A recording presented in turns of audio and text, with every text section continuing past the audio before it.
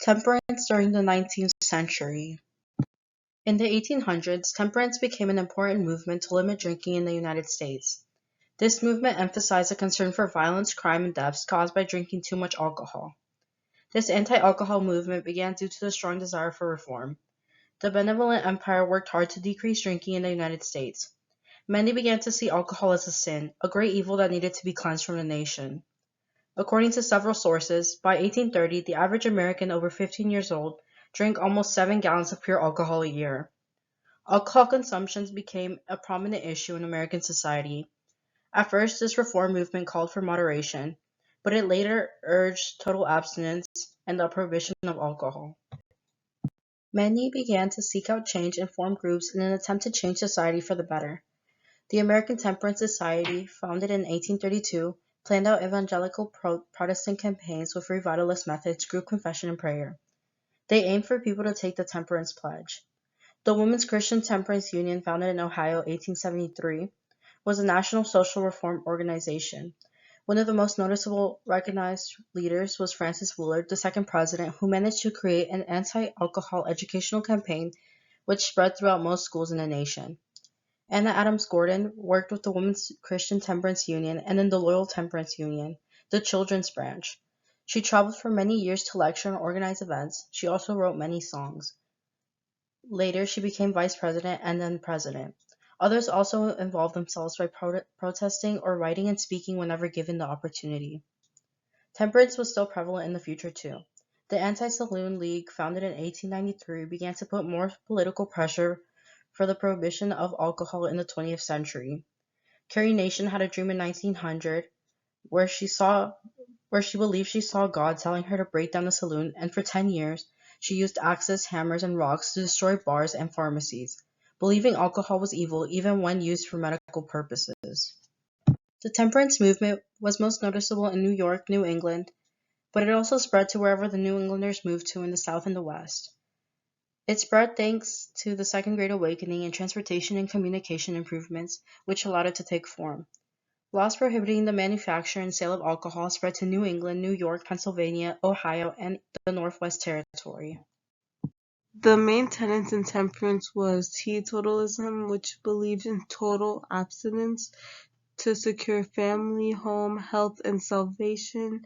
Teetotalism was named with the idea of having a capital T to represent total and complete absence from alcohol, prioritizing the sobriety of their members. Their virtues were inspired by Christianity, prudence, temperance, and chastity. They encouraged these virtues with the practice of abstaining from alcohol. Temperance was successful in many ways, but also had some unsuccessful aspects.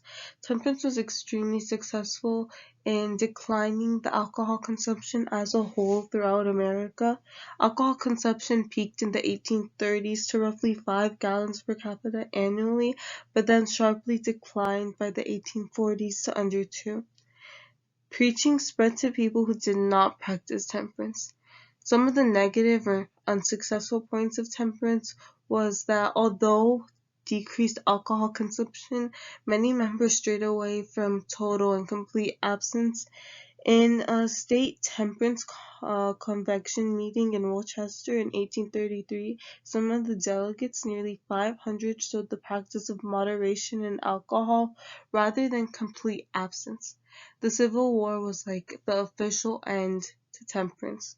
Since tax revenues were earned through alcohol sales, many were less motivated to abstain from alcohol, and since most temperance leaders or members focused on issues they saw bigger, such as abolition or the health of soldiers, it was very hard to keep up this movement.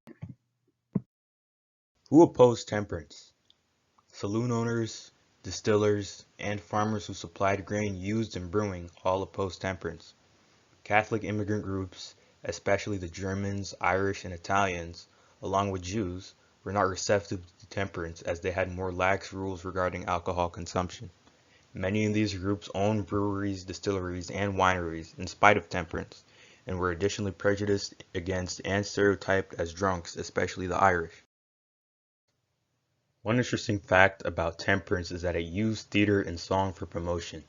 For instance, The Drunkard, a play produced by P.T. Barnum, was a temperance play and was America's most successful play until Uncle Tom's Cabin. It continued its popularity well into the 20th century. Many songs were also created that had a common theme of a spiraling downfall into alcoholism. Comparisons of slavery to alcoholism were made in these plays and songs.